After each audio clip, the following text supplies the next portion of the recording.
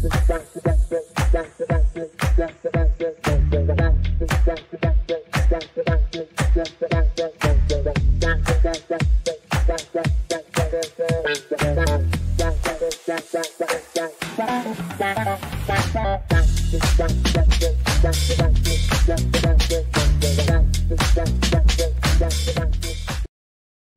so which medical program are you leaning towards?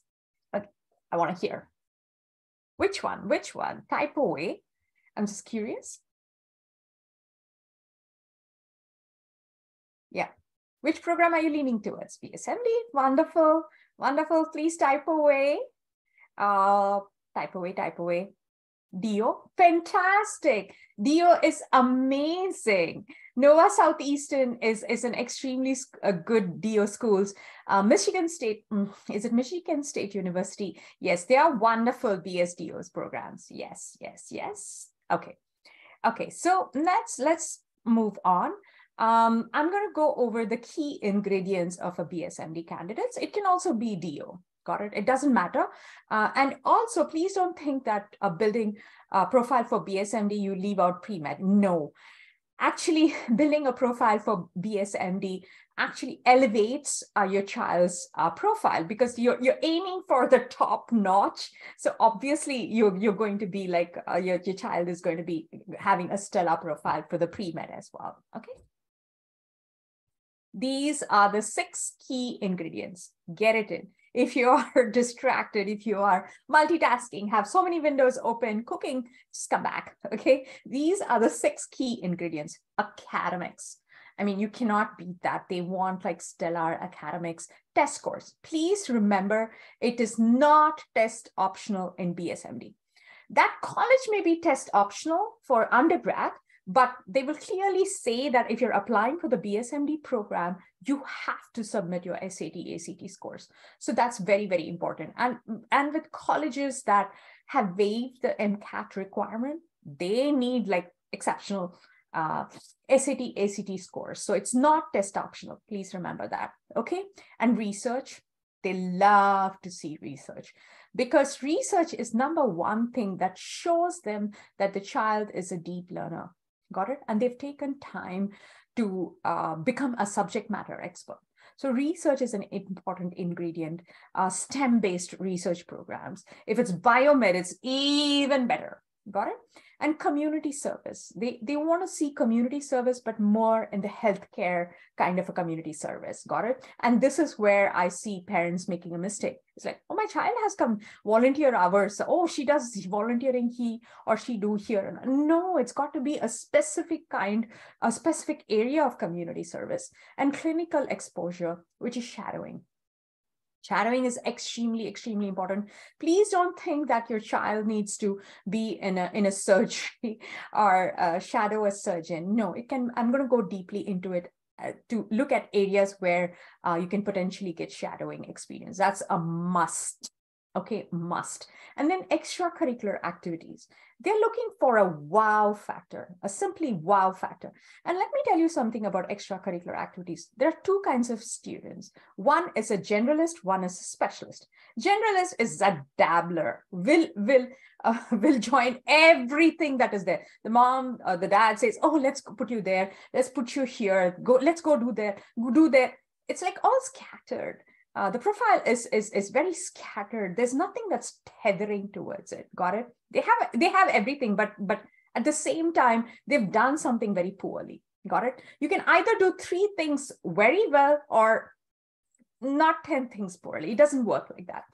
Specialist, on the other hand, has 10 activities, but the 3 of them are like specialized, or it's tethered towards one goal or one talent or one passion that is there. Okay, it has a story. The student has gone deeply into one area. So they have like 3 activities, 3 or 4 activities that are very specific to that area. Got it? So that is something that I teach students to create that extracurricular. I give them the opportunities. Okay, you don't get those opportunities on Google. Got it?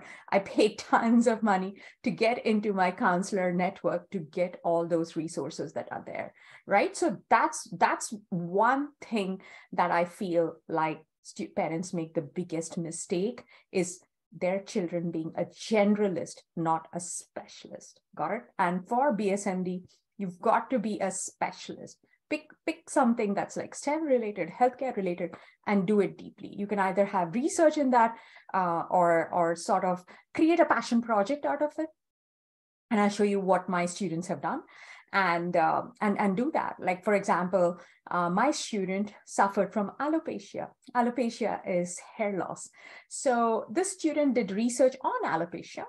Then he came to me and he said, Jo, how can I further do that? I'm like, go become an activist, right? Go find some cause. And he found out that there's alopecia association in where he lives. He lives in San Diego. And he found that. And I said, you can be a teen advocate, right? There are a lot of children out there who are embarrassed, who you need to empower. So that became his passion project. So there was a theme in his profile, which is alopecia, because it was personal. And also he did research. And I had students with ADHD. He's like, Jo, I want to know why I need to take meds to control my impulses and my scatteredness. I'm like, sure, he did research on that. And that was personal. Then I had another student whose brother was autistic.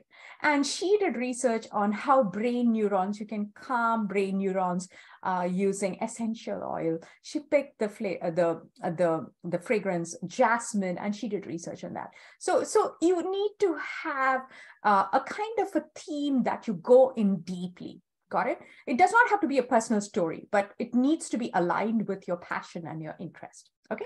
So any questions about these 6 admission categories? I'm going to go deeply into them, but if you have any questions, let me know. Of course, when it comes to academics, GPA, top, 3.9 or 4 unweighted, like near perfect.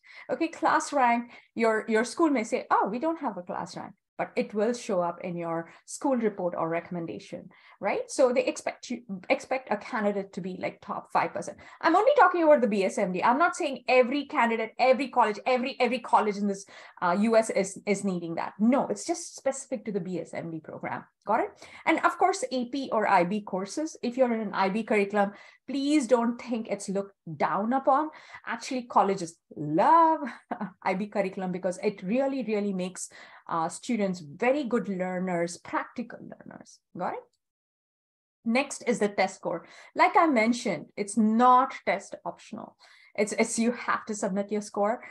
Please don't get confused with the PSAT, NM, SQT, and the SAT or SAT. It's not pre-SAT, although it says PSAT. It's National Merit Scholarship Qualifying Test, which makes your child qualify for merit scholarships, and also colleges like Boston University, University of Southern California. They give you 50% off if you become a National Merit finalist. Got it? So that's extremely critical. You can take it any number of times, but only in the October of your junior year is it valid, and there's no retest. So you get one chance, official test, and that's it. Got it? Now, SAT or ACT is the test that you need to put in for your BSMD program. They do not prefer one over the other. I tell my students, try the shotgun approach. Take both and see which you're good at. And of course, the scores are like sky high. They need 1550 and near perfect 35 for a BSMD program. Okay. Now for the extracurricular activities. The wow factor, you need to have volunteering, shadowing, and research. These are the 3 main components in that. Okay, and volunteering, of course, you can go to the nursing homes, hospice care, hospitals, research clinics, and also a lot of schools offer something called as the Allied Medical Program. Our school district, I live in Downingtown, Pennsylvania. they have an allied health program that is for seniors, where half a day the seniors go and volunteer in the hospital, which is Paoli. I've looked at many students, schools, and I see a lot of schools offering the allied medical health program. So please look into your program of study. You will find it there if it is there or not.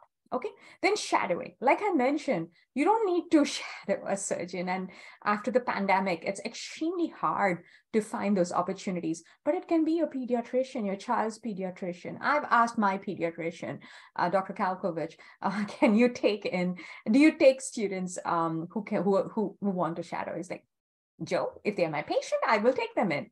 So your child can ask your pediatrician and tell them that, oh, you know what, you've seen me right from diapers, and I really want to be like you as a doctor. Can you please allow me to shadow? Most of them will agree. It can also be a dentist. Please, they are all medical professionals, right? You can shadow them. It can be a chiropractor. It can be a psychiatrist. My student shadowed under a psychiatrist. Got it? So that's also perfectly fine. Physician, anybody in the medical professional, they want to see that, because they want students to have seen that experience. How do they react?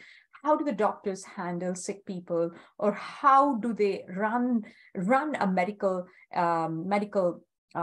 experience and everything? They want students to see that firsthand. So it's very important. Start looking for opportunities right from the 9th grade that's local to you.